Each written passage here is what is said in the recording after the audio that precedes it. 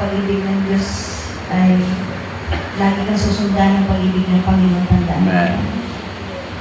At sa lahat po na ito, na po tayo ay mahal ng Diyos. Huwag po nating kalimutan na kahit po tayo ay may mga pinagdadaanan sa buhay, huwag po nating kalimutan na mahal po tayo ng Diyos.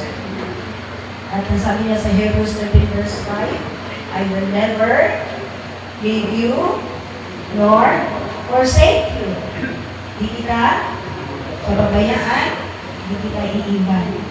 Kaya sa lahat ng mga narito, mapalad po tayo dahil sa ating po pagpunta sa lugar na ito, tayo po ay pagpapalain ng Diyos. Amen? Amen. So, praise the Lord. Ang bilis ng oras. So, doon po sa aming mga visitors, kayo po kayo narito. Pinasabi po sa John 6:44, walang makakalapit sa akin.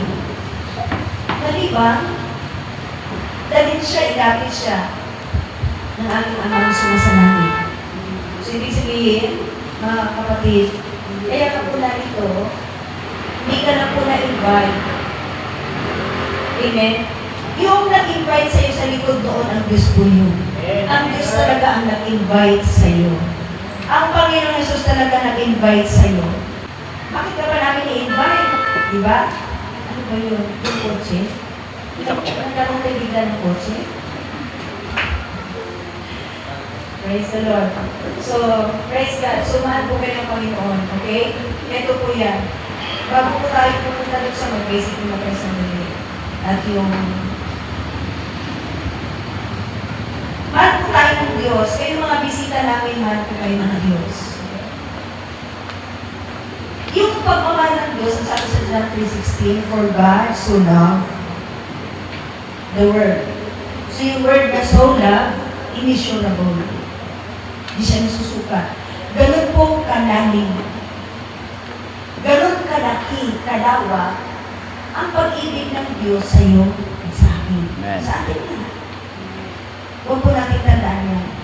Kaya naman, ibinigay niya ang kanyang bugtong na anak. Yung kaisa-isa niyang anak, no, na si Jesus Christ na Panginoon, ibinigay niya ang kanyang bugtong na anak. Kaisa-isa po yun. Si Jesus po ay kasama po ng Diyos sa Genesis 1:26 nung nilikha tayo. Diba? Ang sabi ni Jesus Christ sa John 1:26, and now, let us make man according to our likeness and image. So may kasama ang Diyos. Ang anak po yun. Ang anak na yun, ibinigay niya sa atin, ibinigay niya kanyang bugtong anak, yung kasama niya from the beginning of creation, ibinigay niya kanyang bugtong anak, at ang sino mang sumampalataya ay hindi mapahamak, kundi magkaroon ng buhay na walang hanggan. Ganito mga kapatid. Ang pagmamahal ng Diyos sa iyo at sa akin ay hindi masukat, kaya ibinigay niya si Jesus Christ. At kung ibinigay niya kanya si Jesus Christ, gift po niya, regalo po niya sa atin yun. Amen? Ibinigay niya ang kanyang bugtong anak. At meron tayong gagawin. Ang sino mang sumampalataya. So, ibig sabihin ng kaligtasan po noon ay para lang sa mga Hudyo. Para lang po sa bayang Israel. Pero, nung po nagplano ang amang sumasalangit, siya po ang nagplano ng kaligtasan. Ang anak. Ngayon, kung ikaw po ay meron ka pong papel sa buhay na gagampanan at huwag mong i-miss ito. Kasi nakabukas na po ang kaligtasan ngayon. Hindi na lang po para sa mga Hudyo. Hindi po kung mayaman siya, siya lang maligtas, matalino siya, siya lang. Lahat po ay nakabukas na po sa lahat ng tao sa buong mundo ang kaligtasan. Basta, ang sino mang sumampalataya. Ang papel po nating lahat, ang gampanin po nating lahat, ay maniwala tayo kay Jesus. Amen. Sa lahat ng sinasabi ni Jesus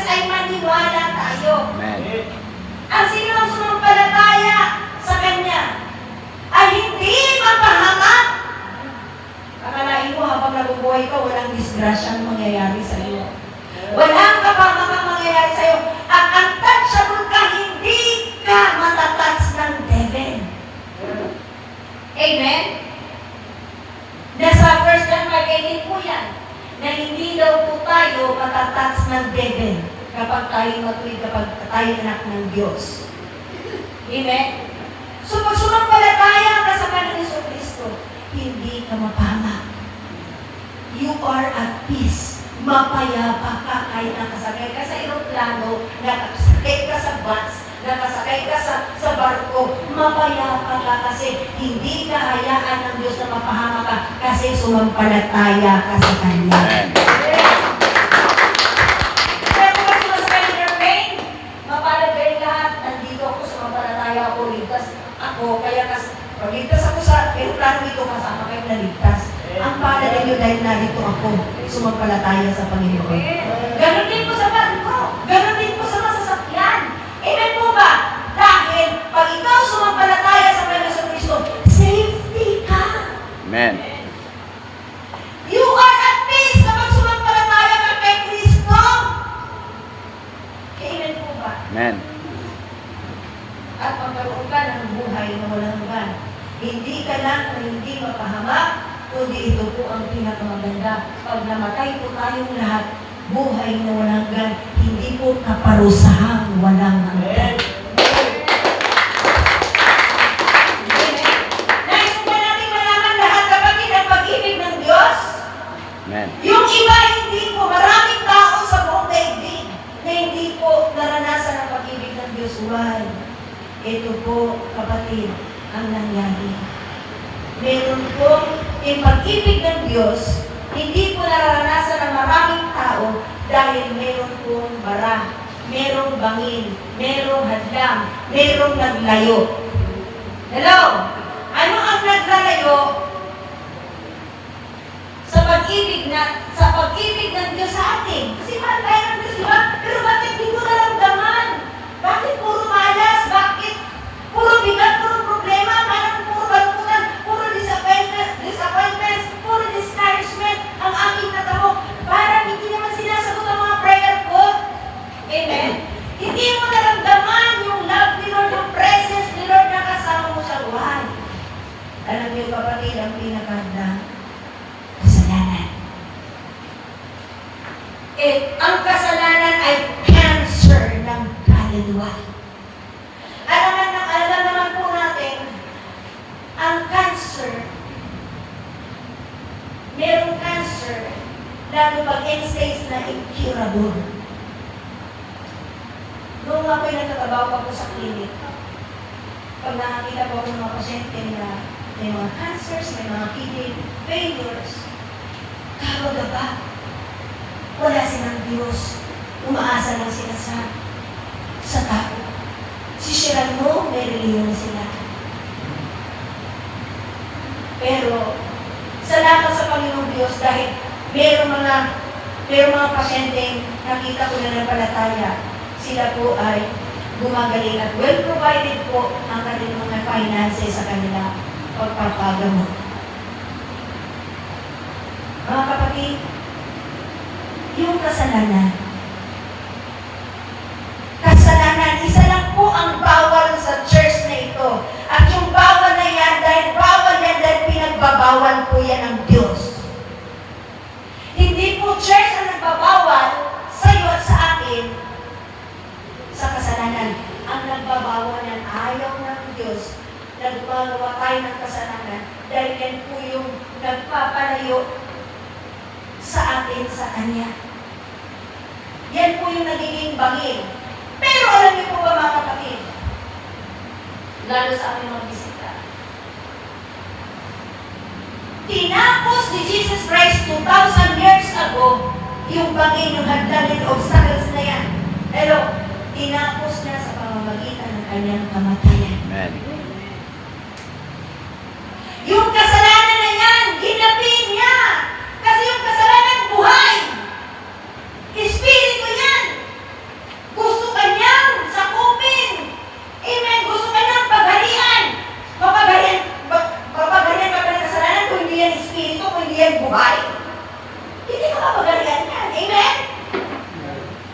Dahil buhay ang kasalanan na pagharian kanya. Pero kung atin lang po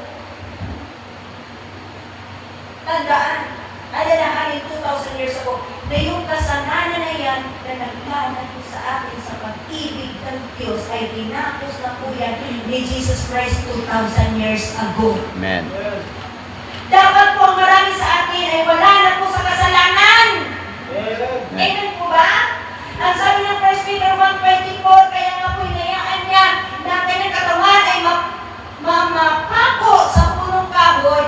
Ang sabi roon, upang tayo daw po ay mamatay na sa kasalanan. So 2,000 years ago, inalis na ni Lord ang ating kasalanan. At dapat ngayon, dapat mamatay na po tayo sa kasalanan at mabuhay po tayo sa katwiran. Yun lang po dapat ang ating buhay. Amen. Pero bakit anong nangyari? Anong nangyari? Kasi po, patuloy na kapantaya sa Satanas dahil hindi po alam ng tao ang Biblia. This is the book of life. Amen.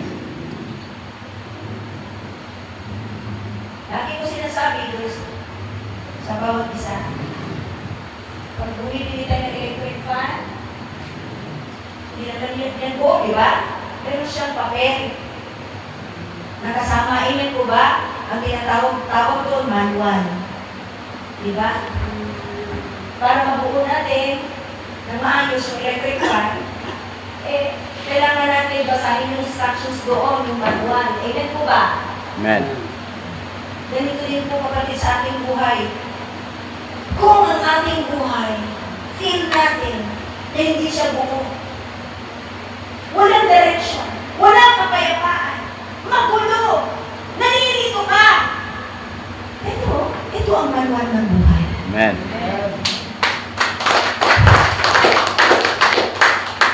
Ang sabi ng Hosea 1 verse 8,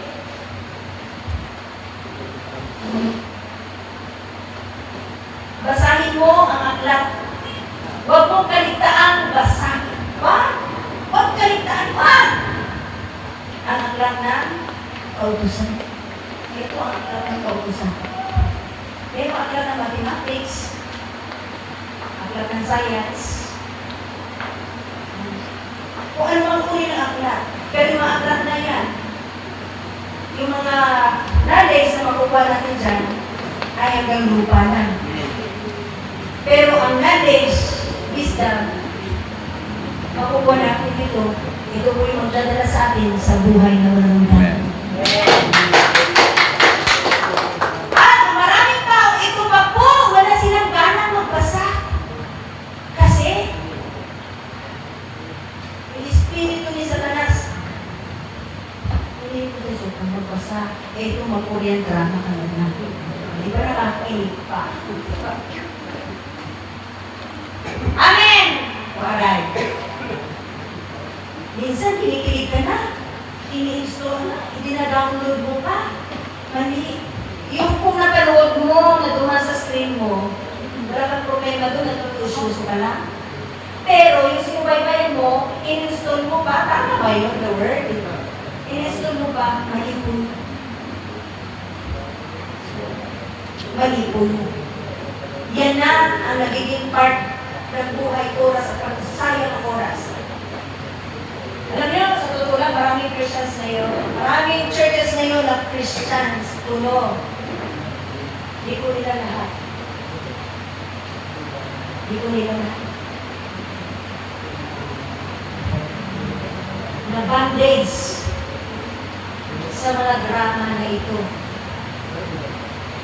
Amen? Pati nga po nalalad, ano ba ito? CEO, di ba? Ano siya po CEO, tapos siyempre duman sa buwan, ano ito mga ito pa yung kinahigigan. Ano ganda pala talaga? Dumain lang sa buwan, nag-iusyoso ka. Pero yung, ang ganda, naku, darating na si CEO. Kaya siyempre, dahil subaybayan mo. Huwag kayo mag-install, mag-download. Lalo, mga pulpit ministers tayo, worshiping, dancing ministers, umayos kayo. That is the spirit of the world. Akalain mo, mga kapatid, hinayaan mong in-entertain ka ng mga babae at lalaki, mga artista na yan na hindi ligtas.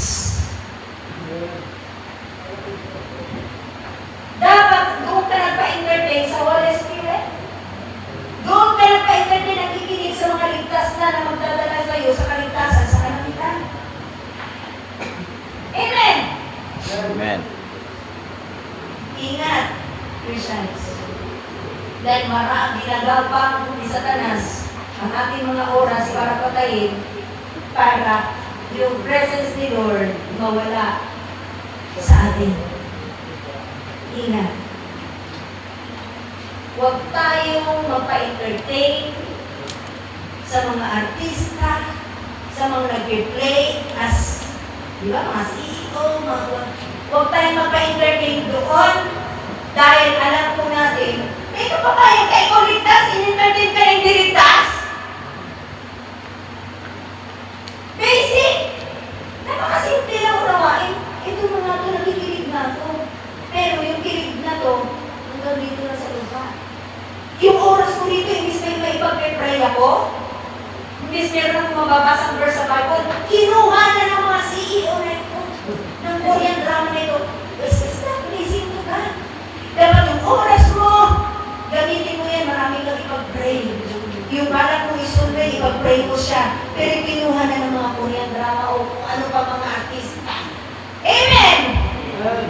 Dapat matalino po tayong lahat. Amen! Okay na punta sa ganyan. Sorry ah. Mga kapatid, ang gusto kasi ni Lord, hanapin mo siya. Amen. At pag tanggapin mo siya, kapag nalibang ka kasi dyan, wala ka ng panahon rito di, ang saya ni Satanas, wala aking ginagawa. Wala na siyang panahon magbasa ng Biblia. Kasi, nakuha ko na. Sabi ni Satan, diba? Na isang makita. Diba? So, pero talaga Jesus My Life Family, matatalino yung mga dyan. Matatalino! Sabi mo matalino ako sa Satanas, hindi mo ako kaisa ng Satanas. Amen? Sabi, tuloy po tayo. Yung pagmamahal ng Diyos, no, ay nahatagan ng kasalanan. Kasalanan ha! Kung alam mo mali, masama, huwag mo nang gawin. At kung meron ka kasalanan, hihingi mo ng tawad sa Diyos.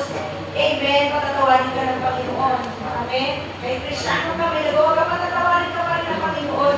Always available ang forgiveness ng Lord. Amen? Kahit ano pa yan. Because ang sabi ng Proverbs, the righteous may fail, but rises again. Righteous na yan, nag-fail. Amen? Hello? Iba po yung mga kasalanan sa nagkakasala. Hindi lang po yung mga kasalanan, nagkakasala na nagbibigta, hindi sinasadya. Pero hindi ka nabubuhay, hindi mo lifestyle, hindi nabubuhay sa kasalanan. Kasi ang kasalanan na ang nag-hinder. Amen po ba? Pero yung hinder na yun, si Jesus Christ po ang nagiging bridge para makarating ka sa Diyos. He died and rose again in 3 days. Amen po ba? At kung ikaw ay nanampalataya sa Kanya sa Kristo, magkakaroon ka ng kapatawaran at buhay na ng Diyos. So, isigapin po natin, church, maalis sa kasalanan. Paano? Ang Biblia mo sa salita sa'yo magbasa ka. Kasi kung ako, baka yung kasalanan mo mabanggit ko, hindi ka nababalik kasi magtatampo ka na sa akin. Tama? Marami nagtatampo sa mga pastor. Magbasa ka na lang para ngayon si Lord ang mag-uusap. Kasi iba talaga pa si Lord ang nagsasalita. Wala kang karapatan. Magtampo. Tumanggi, wala kang karapatan magreklamo. Si Lord na yan eh. Eh kung ako! Sobrang naman yan sumami.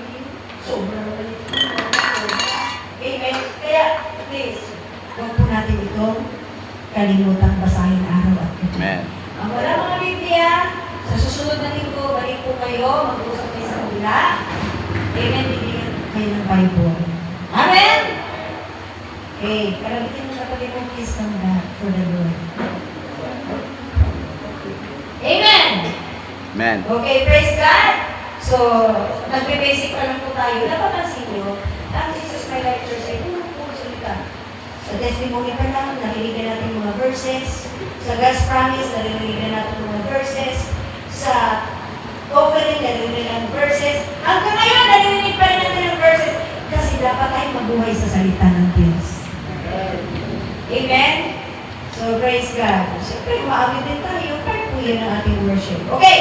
So, ipapatuloy po natin yung ating topic. Yung series po ng Poor in the Spirit. Okay, ano ba no? Ng Poor in the Spirit. Poor in the Spirit. Ang text po natin ay Matthew chapter 5 verse 3. Blessed or blessed are the poor in the Spirit, for theirs is the kingdom of heaven. Okay.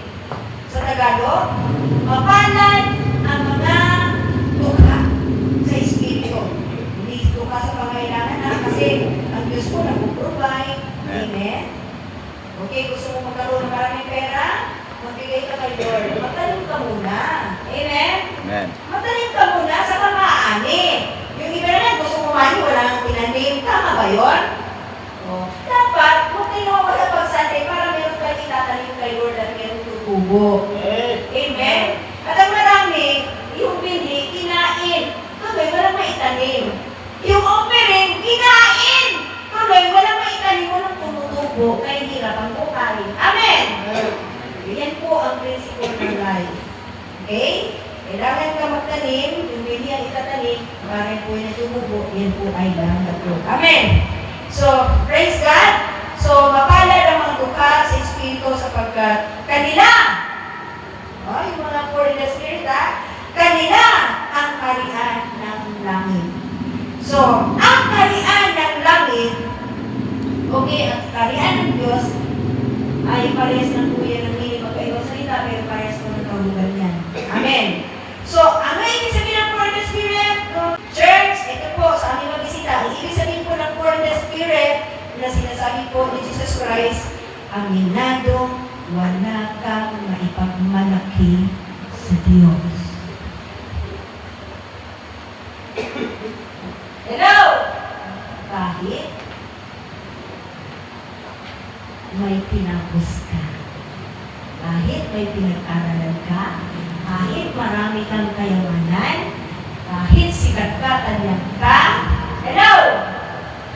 Kahit anong uri ang achievements mo sa buhay, kahit anong meron ka, lupa, bahay, kotse, kasikatan, katanyagan, kung maamin ka, aminado ka, wala kang maipagmalaki sa Diyos. Amen. You heard that, church? Yan po ang poor in the Spirit. And there are three signs that you are poor in the Spirit. Number one, umaasan ka lang sa Diyos kahit may achievements ka, kahit kang pera, kahit malusog ka, kahit, amen, kahit anong achievements mo. Parang wala ka ng kailangan. Pero, still, inaamin mo dyan sa buhay mo, kailangan ko pa rin ng Diyos. Amen. Kasi alam nyo, pag hindi mo gagawin yan lahat ng achieve mo sa buhay, na-achieve sa buhay, gaano man yan kaganda, karami, isa-isa po yung mawawala kung hindi ka aaminado. Wala kang maipagmalaki sa Diyos. Amen? Number 2, mapagpakumbaba. Ang poor in the Spirit ay humble, walang yabang. Hello! Hindi magpapagaling. Hello! Hindi na marunong. Hello! Hindi mayabang. Amen! Pero hindi mo katabi mo dapat, hindi ka mayabang. Dapat wala kayo pagmalaki kayo. Hello! Dapat humble ka. Amen? Dapat hindi ka magaling. Lagi ko sinasabi, pag sinasabi mo, dahil nagpamayabang ka dahil magaling ka, di ba? Sinasabi mo, siyempre, nagpamayabang ka dahil magaling ka. Pero lalo mong tandaan, kung sinasabi mo sa sarili mo na magaling ka, huwag mong nalimutan na may mas magaling pa sa iyo. Alam nyo, kung bakit nagpamayabang ang isang tao, dahil nakalimutan niya na meron pang mas magaling sa kanya. Did you get that, church? Dapat humble ka. Dapat tumagay lang tayo sa low profile. mababang kalagayan. Huwag mong kalimutan yan. Hello? Amen? Nung ako yung kumakanta sa singing contest, mga aking kabataan, kasama ko yung Little Miss Philippine 91. Dati kasi ang ganda-ganda pa ng boses ko eh, kasi lagi kong sabutin namin, lagi kong, di ba? Mga one moment in time, mga Whitney Houston. Kaya ko yan kasi lagi ko nang lagi. Siyempre, di ako busy nun eh. Lagi, di ba? Lagi ko na nanalo sa mga singing contest, sa kakarating ko sa radio station, kasama ko yung Little Miss Philippine 91. Di ba, siyempre, parang pinalampakan ako, ang galing-galing. Pero alam niyo, nakarating ako sa Panginoon. Lord, sorry po. Amen. Wala akong magaling. Ikaw pala ang magaling at ikaw na ang mabuti. Palapakan po natin sa So, blessed are the poor in the spirit, for theirs is the kingdom of God. So, pag ikaw po ay poor in the spirit, umaasa ka lang sa Diyos, humble ka, wala kang kailangan sa sarili mo. Hello, nangangailangan ka pala ng Diyos. Alam niyo, sa atin pala yung kaharian ng Diyos. Sa atin pala ang langit. Pero yung mga mayayabang, marunong, magaling, eyes for him. The heaven is closed for him. Amen! Kaya kung gusto po natin pumunta sa buhay na walang God, dinapon. Amen! Number 3, alam na kailangan niya ang kalapagligtas. Hindi self-sufficient sa harap ng Diyos. Alam niyo, maraming tao sasabi, kayo naman church, kasi kailangan ng prayer. Tsaka, di ba? Ganun po ang mga may marami eh. May kayamanan, di ba? Anak na akong pera, di ba ako nag-iira? Magaling naman ako. Tsaka, di ba, komportable ang buhay ko. Tsaka, ano kaya, sunod ang buhay ko na mag-peace. Di ba? Nakaka-peace ko. Nakalimutan niya na meron pa rin sa nagpangkas na sambahin. Maraming ganyan tao pero hindi lahat. Yan po ang mga poor in the spirit, mga kapatid, no? Na hindi po self-sufficient na ako, sapat na. Yung kalagayan ko ngayon, enough na, sapat na to, okay na to, komportable na ako. Hindi ko na kailangan ng Diyos. Okay na ako eh. Madalas yan sa maraming pera. Amen? Komportable ang buhay. Wala na siyang pangailangan pa financially. Alam niyo, hindi yan poorness niyo. Pero hindi masama kung dumami ang pera. Dalangin ko, dumami ang mga pera niyo na. Kasama ko doon. Amen, para ma-finance natin ang gospel. Ang magkapagtayo tayo, magayaran ko natin yung lupa natin doon sa barna. I pray to God na kayo po'y sumagana sa pananalapi in the name of Jesus. Lahat kayo in the name of Jesus. Amen. I decree and declare in the mighty name of Jesus. So mga kapatid, hindi tayo self-sufficient na kaya ko na itong buhay ko. Sa Panginoon, dapat ko lang kaya itong buhay ko. Hindi ko na si Lord? Hindi po. Okay, now kapatid, basahin po natin yung pong, tingnan nyo itong Laodicean Church. Alam niyo po ba ang Laodicean Church? Laodicean Church ay isang church. Basahin mo natin. Revelation chapter 3, verse 16 to 18. Pag-aralan natin ito para hindi natin gayahin. So, because you are lukewarm, ang Laodicean Church daw ay lukewarm. Explain ko yan. Neither hot nor cold, I am about to spit you out. Are we listening, church? English yun, tagalogin ko po yan. Huwag na lang. Okay, I will spit you out of my mouth. Verse 17, you say I am rich. Sabi ng Laodicean Church, mayaman ako. I am rich. I have acquired wealth. Ako kayamanan. And do not need a thing. But, sabi ni Jesus, you do not realize that you are rich, pitiful, poor, blind, and naked. Verse 18, I counsel you to buy from me. Itong bilhin daw po niya, gold refined in the fire. So you can become rich. And white clothes. That's number 2. Damit po ang pinapabili. Unang ginto na dinalisay sa apoy. Pangalawa, damit ang pinabili ni Jesus Christ to wear as you can cover your shameful nakedness. Para na po matakpan yung kahihiyan. And salve to put your eyes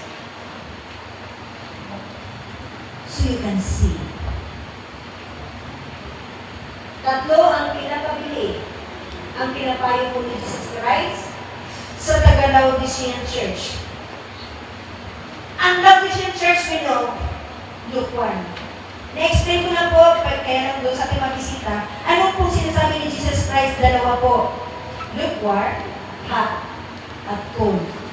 Titingnan natin ito kung saan tayo dito. Ang lukewarm na Kristiyano, ibig sabihin ng lukewarm, maligam-gam. Hindi siya mainit, hindi siya malamig. Yan ba yung ininom natin pag morning? Maligam-gam na tubig. Yung mga nag-golden na, oh, you better, drink 1 glass of lukewarm water. Di ba, lagi kong naririnig yan. Hindi mainit, hindi malamig, kaya. Okay. Anong ibig sabihin ng mainit? Yung kung mainit na Kristiyano, nag-aapoy, nagniningas. Amen? Nag-aalap ang pag-ibig sa Diyos. 100% nagmamahal sa Diyos. Amen. Yan po yung hot. Amen. And you know, pag hot ang isang tubig o apoy, walang mikrobyong mabubuhay. Amen. Kaya dapat ang lahat ng Kristiyano ng lahat ng Jesus is my life, laging hot kay Lord para walang kasalanan na mabubuhay sa atin. Amen. Alam niyo, kung bakit maraming Kristiyano hanggang ngayon nasa kasalanan pa rin, hindi na pagtagumpayan ng maraming kasalanan. Ang mga tukso, hindi na pagtagumpayan. Bakit at bakit? Kasi hindi nag-aapoy, hindi nag-aalab, hindi nagpilinga sa Diyos. Kaya ang kasalanan hindi namamatay. Amen? See? Tingnan mo yung fire! Tingnan mo yung tubig na kumukulo! Di ba? Nai-sterilize yung, nare-disinfect yung mga gamit kapag nilulubog mo siya. Pag nakalubog ka sa Diyos, nag-aapoy ka, naglilitas ka, walang kasalanan, walang tukso na mananaig! Ngayon, hindi pa rin tayo nagagamit ng Lord ang tagal ng panahon. Kasi we're still wrestling sa sin. Bakit ka makipag-wrestling, makipagbuno sa kasalanan? Eh, huwag ka makipagbuno, iwanan mo yan para hindi ka napapagod. Ini-entertain mo. Pinapatulan mo, pinagbibigyan mo kasi barkada mo, boss mo, close friends mo, kaklase mo, baka magtampo. Hindi mo alam. Kaya mo silang magtampo, wag lang si Lord magtampo sa iyo. Yan po sin ang hadlang kung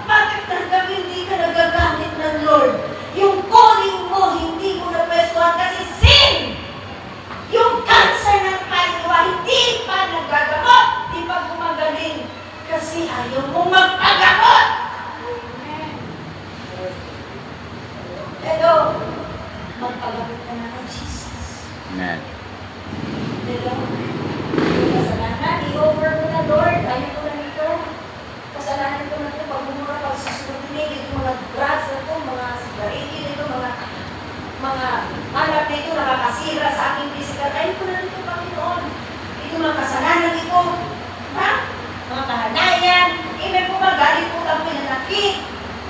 O Diyos-Diyosan, hello, lahat ng kasalanan, yan po yung kung bakit ang dahilan. Hindi mo mapapagpayan kasi hindi ka hot kay Lord. Kalibitin mo yung katabi mo, kapatid, magpakahat ka na para walang kasalanang umapit sa iyo. Lahat ng kasalanan paghat, lahat ng mikrobyo paghat, mamatay. Be hot in the Lord.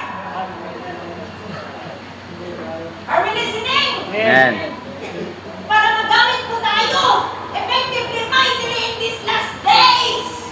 Last days na tayo, nandiyan ka pa rin. Kasalanan. Alam niyo, ang mga lukewarm Christians, sumasamba na.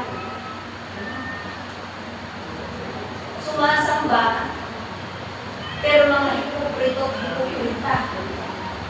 Sumasamba lang, pero walang pagbabago ang buhay. You are considered lukewarm. At ikaw yung kinakausap kasama ng taga-Laodicean Church. Kasama ka sa Laodicean Church. Samba ka ng samba, pero akala mo, ligtas ka, dinuwag ng ritual ang pagsamba eh. Wala kasamba na ako. Akala mo makumbisi mo sila dyan, kulang pagbabago ko ngayon mo. Hindi mo sila makumbisi. Akala mo, hindi masama magtaas ng kamay, pumunta sa Diyos, malakpak, hindi mo masama. Pero hindi natin makumbisi ang Diyos, hanggang dyan lang. Nagahanap pa rin siya ng pagbabago ng buhay. Amen. Church. Amen. Kasi ang sabi sa Matthew chapter 18 verse 3, matibang kayo ang bago ang tulad ng mga bata, hindi kayo paghaharian ng Diyos. So kung hindi ka magbago, kalabilin ka kayo kung hindi ka magbago, hindi ka paghaharian ng Diyos. Hindi ka paghaharian ng Diyos, ay kawawa tayo. Sino nag-ahari sa atin? Dalawang pwersa lang ang gumilan sa mundo. Pag hindi ka pinagarihan ng Diyos, sino nag-ahari sa'yo? Basic. Diba? Kaya sikapin mo na pagarihan ka ng Diyos. Kasi pag hindi ka pinagarihan ng Diyos, si Satanas nag-ahari sa'yo. At si Satanas, wala yung pag-ibig, yung magmahal, hindi yung mapagbigat. Hello? Si Satanas, ang mission niya, ikawawain ka, patayin ka. At isasama ka na sa impyerno. So, kaya sikapin mo, mapagharian ka ng Diyos. Amen. Amen! Are we listening, church? Yan ang mga lukewarm Christian. Sumasamba, maganda na yun eh. Kapatid, maganda sumasamba ka na, tungkol si Lord. Tungkol si Lord, lumating ka sa worship place. Tungkol si Lord. Kaya lang lupusin mo yung kaligayahan ni Lord. Magbago ka! Amen. Amen! Magbago ka! Umalis ka na dyan sa kasalanan! Huwag mong tambayan ang kasalanan! Kasi hindi matutupad ang calling ni Lord sa iyo. Kaya, ano po ang remedy dyan? Ano po ang gagawin natin? Magpaka-upgrade ka. Magpalinas ka sa Panginoon. Kung gusto mo mag-apoy at paglinas sa Panginoon, dumating ka ng Huwebes at dumating ka sa prayer and fasting pag Sabado. Amen. At araw-araw magbasa ka ng Biblia Amen. at magbagong buhay ka. Basic lang yan. Mahirap na. Masarap kasi makipag-ano sa barkada eh. Diba? Masarap kasi, ang saya-saya. O, ang dami-dami mga experiences, ang dami-dami natin mga kamutan. Ang saya-saya. Ay, mga false happiness yan. Happiness na naramdaman mo, pero hindi joy. Diba? Joy sa happiness. Ang happiness, nakasanali lang yun kung ano nangyayari maganda. Kung nandiyan ang first happy, pag wala na, hindi ka na happy. Pero kung may joy ka galing kay Lord, ay nag-iinit, nag-happy ka, kahit wala yung barkada mo. Yeah. Amen. Amen. Amen. Yan ang sikapin po ni natin na pagarihan tayo ng Panginoon. Amen. Yan po ang hot, ang cold,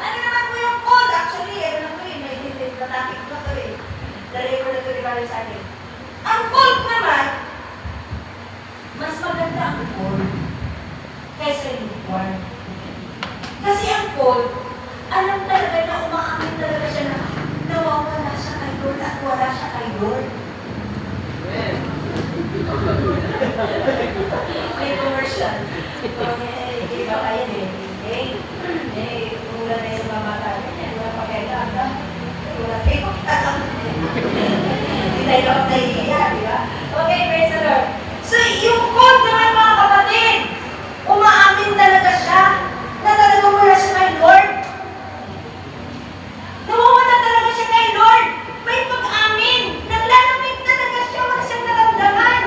Pero, di ba? That is the difference of the three. Lukewarm, hot, and cold. Saan ka doon sa tatlo? Ang cold, pwede bang painitin? Amen. Amen. So, mas maigi pa ang cold kaysa lukewarm. Ang lukewarm kasi, pumupunta sa church at ang akala niya, ligtas siya kasi sumamba siya, pero walang pagbabago. Yan ang lukewarm na Christians. Pero itong talagang cold, di ba nag-church si lukewarm eh, itong cold na umaamin talaga siya. Kung siya umaamin talaga siya, at pwede siyang pag-initin ni Lord. Amen. Saan ka doon sa tatlong? Saan ka? Bigyan mo ng grado yung kalagayan mo kayo. Saan ka? Madali yan. Ano ka ba ngayon, ha? Lukewarm? Cold. Saan ka? Isa lang ang ating aim, magiging hot kay Lord. May pag-asa pa po tayo, buhay pa po tayo. Kaya pumunta ka ng Webes, 6:45 hanggang 8 o'clock. At sa Sabado, pumunta ka bago mag 6:30, mananalangin tayo, magsuking tayo in the presence of God. Suking! To deepen our faith. Suking, prayer, fasting, suking, and revelation. 6:30. 7, 8, 9, 10. 4 hours po tayo sa presence ni Lord. Amen. Maisip pa yan. 4 hours. Kung kaya mo namang dumating, you know what, church? Hindi kailangan ni Lord yung member ng church. Hindi kailangan ni Lord ang umating. Umating lang, attend lang. Maganda po yun eh. Nag-attend ka, sana ka sa Lord. Alam niyo, hindi yung umating ka lang. Ang kailangan ni Lord, magpa-disciple ka. Amen.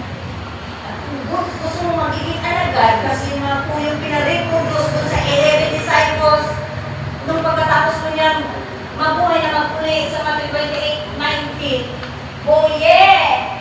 Make disciples, hindi make attendees, make members, no, disciple. At ang magiging disciple, nagsusunod ka ng kilay sa Diyos. Amen. Meron na ba nagsusunod ng kilay dito sa Panginoon? Meron na? Kung hindi pa, hindi ka pa disciple. Kung hindi pa, hindi ka pa disciple. So, hindi pa nasusunod yung Great Commission. Hello, Dr. Church? Hello, I still have time. Nainit ka ba kayo nagkakamali?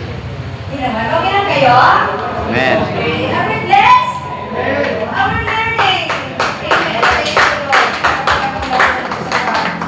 So, church, ito po ang pinapabili ni Lord. So, first, okay.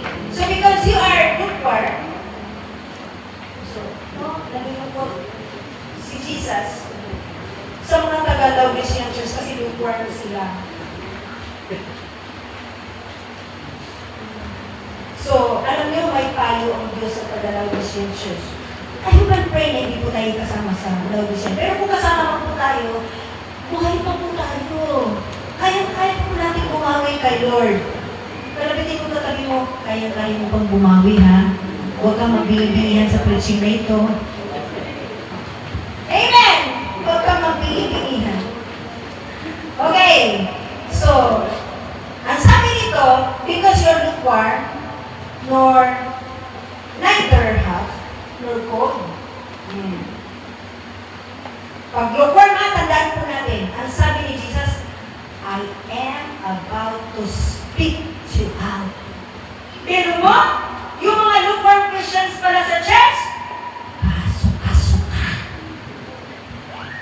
susuka kita. Pero mo, naduduwal pala si Jesus.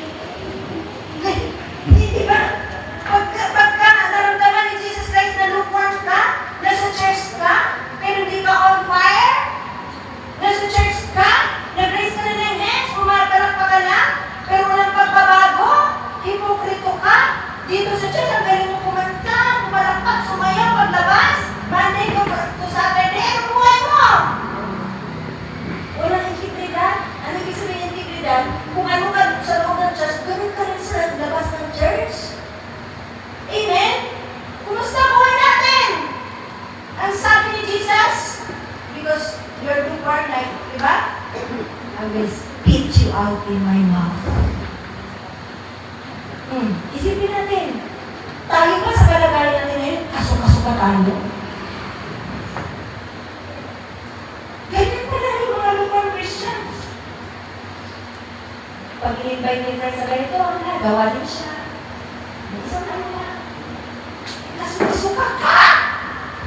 Huwag mong kalimutan, pag in-invite ka, tapos tumungga ka rin, kaso-kasuka ka na nun. Kung ayaw magiging kaso-kasuka, ay, magpakahat ka kay Lord. Amen. Amen! Amen. I will spit you out of my mouth. You say, I am rich, I have acquired wealth, and do not need a thing. Yung mga marurunong, magagaling, mga mayayaman sa ibabaw ng mundo ito, Christians to ha! Mga Kristiyanong marunong, magagaling, mga mayayaman. Church na, Laodicean Church eh. Ibig sabihin, iglesia na ito ng Diyos. Ibig sabihin, iglesia, kayo po na naman ang palagaya ni Cristo. Kaya iglesia nila ni Cristo. Amen. Okay? Amen. So ito po eh, Laodicean Church. Sila po ay mayaman. Kasi sila po ay nagiging lukewarm sa Lord. Kay Lord. Kaso-kaso ka kay Lord. Sumasamba pero walang pagbabago. Kay Lord. Sila mayaman po. I do not need a thing. Sabi ganun. So, ang sabi ni Lord, but you do not realize that you are rich, pitiful, poor, blind, and naked. Akala ng Tagalog-Dician Church na sila, dahil mayaman sila eh. Diba? Last Sunday, diba tatlong bagay ang meron sila. Sila po yung maraming ginto, maraming bangko. Sila po yung may itim na lana na para po gawing damit. Sila po yung may ayos salve o yung gamot pamatang sa mata para lumiwanag ang mata. Amen? Yun po sila. Pero, ang sabi ni Jesus, but you do not realize. Kahit mayaman sila sa ginto at bangko at maraming gamit, hello, at maraming gamot sa mata, pero akala nila okay na sila. Church! Baka akala natin ngayon okay tayo sa harapan ni Lord. Nalabitin mo na nagabi mo, feeling mo ba okay ka? Ang sabi ni Lord, but you do not realize that you are, ano daw po? Rich, pitiful, poor, blind, and naked. Mahirap ka, abag ka, kabagabag ka, bulag ka, at hubad ka. Amen? Akala ng mga mayayaman na ito, okay na sila. Pero si Lord, hindi siya okay sa kanila. Amen? Church, mind this word. Akala ng Laodicean Church, okay na sila. Pero, kay Lord, hindi sila okay. They don't realize na kahit sila merong ginto at bangko, meron silang ay salve, meron po silang mga damit, sila daw po ay mga kabal. Sila daw po ay manghihirap. Sila po ay kabagabag, kawawa. Amen. Sila po ay mga ulan. Amen. Meron pa lang ganito ng mga Kristiyano. Hello. Akala okay na.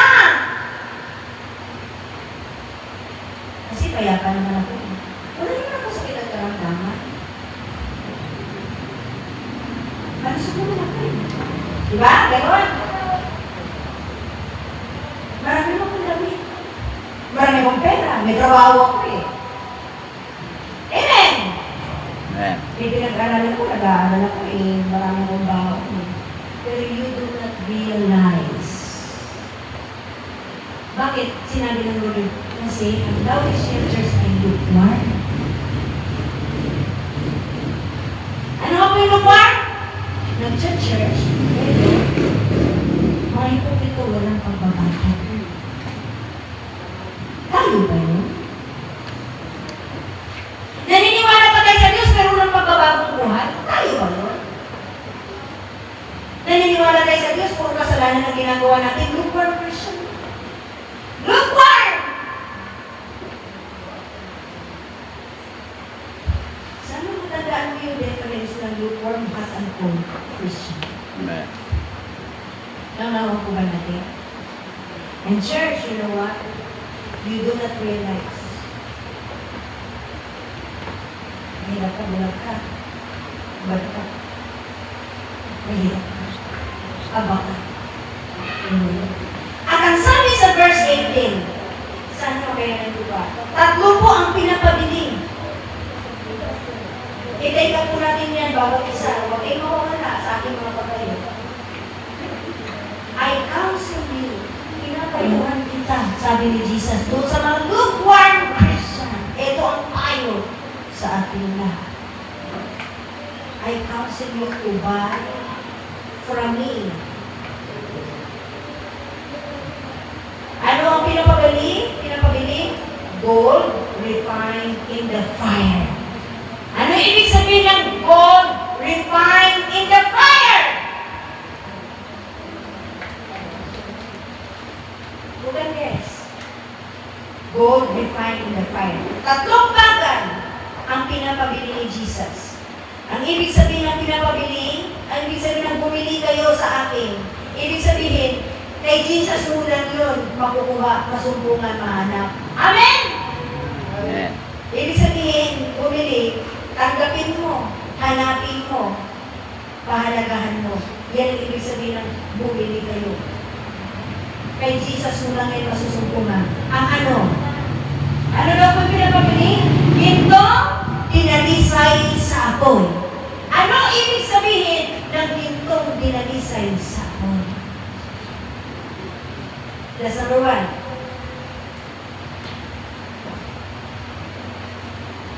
Ang sabi po ng 1 Peter 1:7, makinig po tayo, talasan natin ating pakikinig doon sa mga lukewarm. Ang sabi po na Apostle Peter, upang ang pagsubok sa inyong pananampalataya,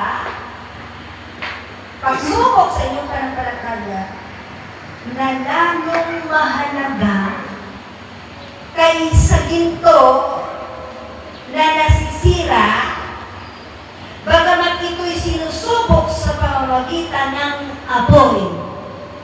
Amen. Nakuha na po ba natin? Ay nasusumpungan sa ikapupuri. Again, 1 Peter 1:7. Ito po ibig sabihin ng gintong dinalisay sa apoy. Upang ang pagsubok sa inyong pananampalataya na lalong mahalaga kaysa ginto na nasisira, bagamat ito'y sinusubok sa pamamagitan ng apoy, ay masumpungan sa ikapupuri. Nakuha niyo na kung anong ibig sabihin ng gintong dinalisay sa apoy? Tunay na pananampalataya. Church, ang gusto ni Jesus, bumili ka sa Kanya ng gintong dinalisay sa apoy.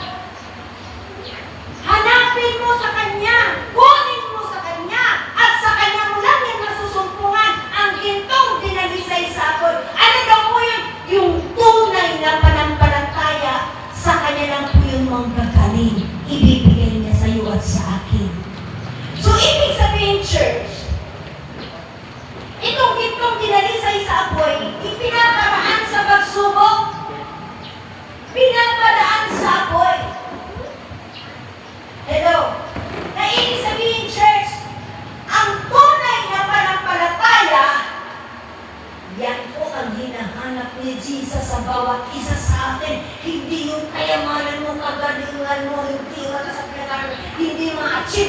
sugod, wala siyang pakialam dyan. Hindi ang pero wala siyang pakialam dyan. Hello, kasi marami siya niyan. Amen. At kaya nang ibigay sa'yo kung susunod ka sa kanya. Amen. Amen! Ang gusto ni Jesus na bilhin mo sa kanya para magiging tunay ka na mayaman, bumili ka ng tunay na pananampalataya na dumaan sa apoy ng pagsubok. Amen. Huwag mo hayaan na wala kang pananampalataya araw at gabi. Sapagkat ang sabi ng Ephesians chapter 6, ang pananampalataya na yan ay siya po ang magsusugpo sa nagliliyab na palaso ng diablo. Amen. Yung pananampalataya sa Diyos, pagyamanin mo. Yan ang gusto ni Lord na yumaman ka sa pananampalataya. Yumaman ka sa Diyos. Huwag mo hayaan mayaman ka lang sa pera. Mayaman ka sa pinag-aralan, magaling ka, marunong ka sa mundo ito. Amen. Huwag mo ngayon, hindi mo nagtatapos ang buhay dyan. Ang gusto ni Lord, magkaroon ka ng tunay na pananampalataya na dinalisay sa apoy. Amen. Kaya church, kung mayroong pagsubok na dumadaan sa buhay mo, dinadarang ka na sa apoy. Para yung pananampalataya mo, magiging tunay sa Diyos. Amen. Mga pagsubok, hindi mo dapat tatanggihan. Nag-away ka ng asawa mo, nag-away ka ng friends mo, wala kang pera, wala kang makain, may sakit ka ng daman ka, nalilito ka, kung ano ng mga negatives na nangyayari sa'yo, na may Lord ka naman. Pero, huwag kang mawala kay Lord habang naranasan mo. Amen. Kasi, dinadalisay na ang pananampalataya mo sa apoy. Yan pananampalataya ay mas mahalaga kaysa dito. Amen. Kung unang panahon, yung ginto, binababad ko yan sa asido para matanggal yung mga dumi. Hello? Ginto na yun, para mababad ko ang dumi doon, para pag nawala na yung mga dumi na yun, nililinisin at yung asido na yun. Yung ginto na yung binababad. Ang kapag nalilis na, wow! Diba? Galing na! Makina mo talaga yung pinaka-original na kinang. Grabe, 24 carats. Ang ginto rito sa lupa, kinakarat, pero sa langit, nagkakarat. Amen! Amen! Hello! Are we blessed, church? Amen. God is with us. The Holy Spirit is the great teacher. He is just leading me. Ngayon, ibig sabihin, church, ang pananampalataya ang dapat pahalagahan, bigyang panahon, pagsusunod ng kilay, pero Amen. na makuha mo yung pananampalataya. Tunay na pananampalataya. At ang pananampalataya, Romans 10:17, bunga mo yan ng pakikinig. At pakikinig ng salita ni Kristo. Amen. Kaya dapat, yung salita ni Kristo, lagi natin binabasa, lagi natin pinapakinggan para mag-cultivate, magiging mature ang faith mo. Amen. Amen po ba? Fix your eyes, the author and the finisher of your faith. Si Jesus po ang naglagay ng faith sa'yo at siya rin po ang mag-perfect ng faith sa'yo. Amen. Maybe, nanampalataya ka ngayon. Huwag kang tumigil dyan. Hayaan mo, magpatuloy ka sa pagsunod, pagpuplas, paghahanap sa Diyos. Nasagot yun ng faith mo, na hindi na nyo nagsisimula ka sa faith. Yung faith mo na yan ay magiging perfect, magiging ganap habang magpapatuloy ka sa Amen. Panginoon. At yun ang gusto ni Lord na pagyamanin ka. Amen. Yung faith na tunay.